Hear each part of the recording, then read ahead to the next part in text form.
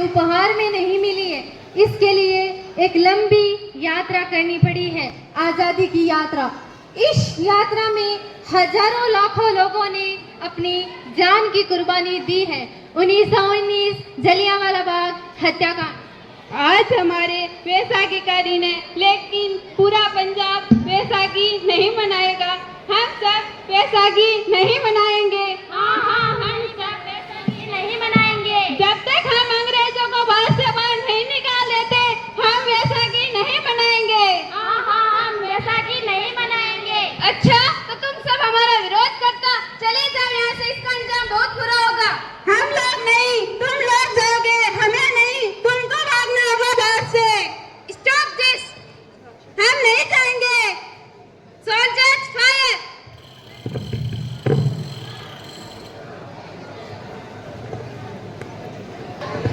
ये हमारी धरती, ये हमारा खेत। थोड़ी देर पहले इस पे फसल लहरा रही थी। एक ही झटके में अंग्रेजों ने इस फसल को बर्बाद कर दिया। अंग्रेजों, हम आपसे इस अत्याचार से नहीं डरेंगे। हम आजादी पाकर रहेंगे, हम आजादी पाकर रहेंगे। जलियांवाला बाग हर हिंदुस्तानी की आंखें नम कर गया। इस कांड में कितने मासूमों की जान की आहुति चढ़ गई, इतनी हैवानियत से इंसानियत कद्र कर दी गई। 8 अप्रैल 1929 लाला लाजपत राय, भगत सिंह, राजगुरु, सुखदेव श्री के क्रांतिकारियों ने भारत की इस जमीन से विदेशी दरिंदों को निकाल फेंकने के मंसूबे मजबूत कर लिए। 8 अप्रैल 1929 में लाला लाजपत राय के नेतृत्व में साइमन कमीशन के खिलाफ एक भारी जुलूस निकाला गया। Simon Commission, Simon Commission, Simon Commission, Simon Commission, Simon Commission, Simon Commission, Simon Commission, Simon Commission, Simon commission. बेवकूफ इंडियन, मैंने इतने समझाने के बाद भी तुम लोग नहीं समझे। Stop this. Simon Commission, Simon Commission, Simon Commission. Stop this. Lala ji आप आगे बढ़िए, हम सब आपके साथ हैं। I say stop this. Soldiers, knock it down.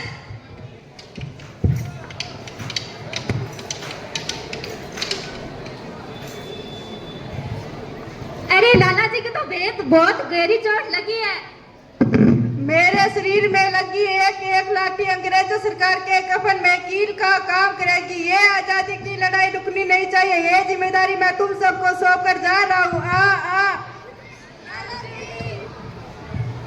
लाला जी की दर्दनाक मौत के बाद भगत सिंह, राजगुरु, सुखदेव, वतन के इन मतवालों के खून में ऐसा उबाल आया जिसका सामना करना अंग्रेजी सरकार के लिए मुश्किल हो गया।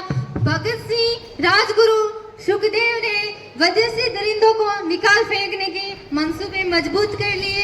अंग्रेजों को करारा जवाब देने के लिए स्कॉट्स और सैंडर्स को मारने की रूपरेखा रची गई। सैंडर्स मारा गया। चारों तरफ तहलका मचा था। दीवारों पर लिखा था, लाला जी की मौत का बदला ले लिया गया। 8 अप्रैल 1929 दिल्ली में ब्रिटिश सरकार की सेंट्रल लेजिस्लेटिव असेंबली में 2 बम धमाकों की आवाज सुनाई दी। इन धमाकों ने अंग्रेजी हुकूमत को हिलाकर रख दिया।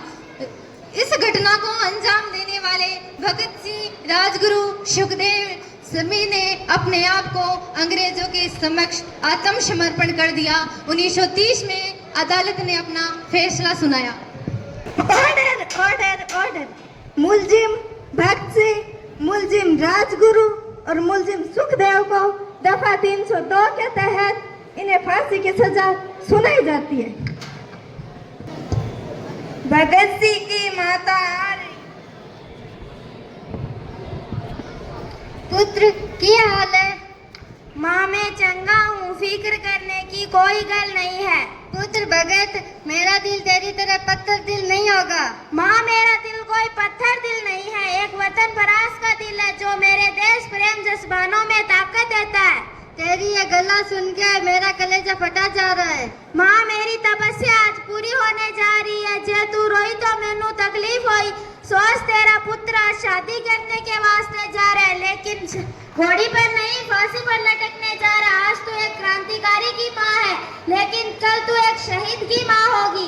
भगत मेरे लाल, तू इतनी छोटी सी उम्र में हम सबको छोड़ के चला जाएगा। तूने अभी देखा ही क्या है? मैंने अपनी माँ देखी है, जिसने मुझे एक ही बात सिखाई है, देश के लिए एक बार मरना 100 जन्म के बराबर है। बेटे मेरे लाल। भगत सिंह, तुम्हारी कोई आखिरी ख्वाहिश? हम तीनों के हाथ खोल दिए जाए। हम तीनों दोस्त एक दूसरे से मिलना चाहते हैं। इनके हाथ खोल दिए जाए।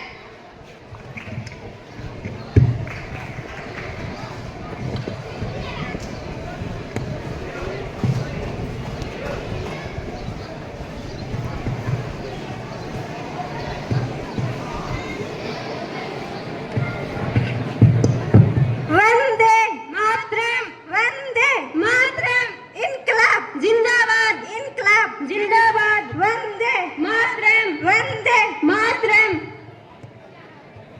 देश के हर नौजवान के मन में आजादी की उमंग हिलोरे लेने लगी। अंग्रेजों भारत छोड़ो का नारा एक जोर पकड़ रहा था। सबने एक आजाद भारत का सपना देखना आरंभ कर दिया। हर कोई अपने अपने ढंग से इस महायज्ञ में अपनी आहुति दे रहा था। सुभाष चंद्र बोस, रानी लक्ष्मीबाई, मंगल पांडे और तात्या टोपे जैसे शहीदों की कुर्बानियां रंग लाई। 15 अगस्त 1947 को भारत आजाद हुआ। धन्यवाद।